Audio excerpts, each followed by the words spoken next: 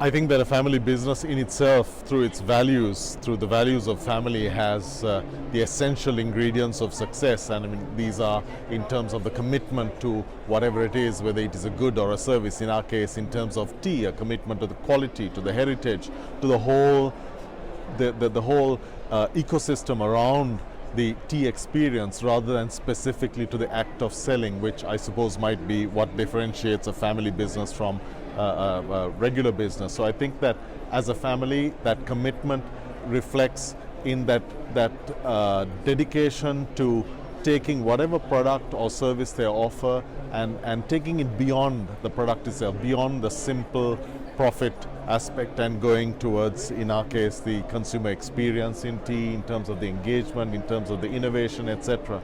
And I think that is all a function of commitment, and I believe that that is what a family business can differentiate itself through.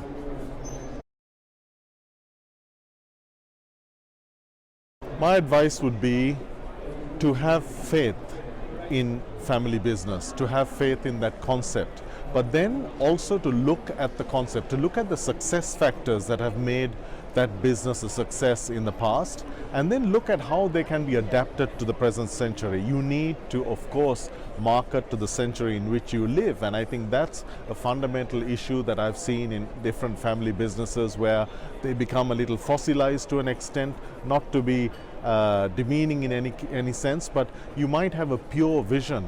But like tea, we cannot continue to offer that same cup of hot tea because the consumer has changed. And so if we were to stick to the founding principles very rigorously, perhaps we might not be able to succeed in this 21st century. But what we do is take the essence of that, take the respect for traditional manufacture, respect for artisanship, respect for quality, for freshness, and so on, and adapt, sort of lay those over what the consumer today is requesting. So they might be tea cocktails, tea mocktails, tea gastronomy, and so on. But in each of your categories, whether you produce gin, whether you have a service, whether you have different products, that same principle is important, because we've seen too many really outstanding family businesses losing their way, being taken over, and then their assets built up sometimes over generations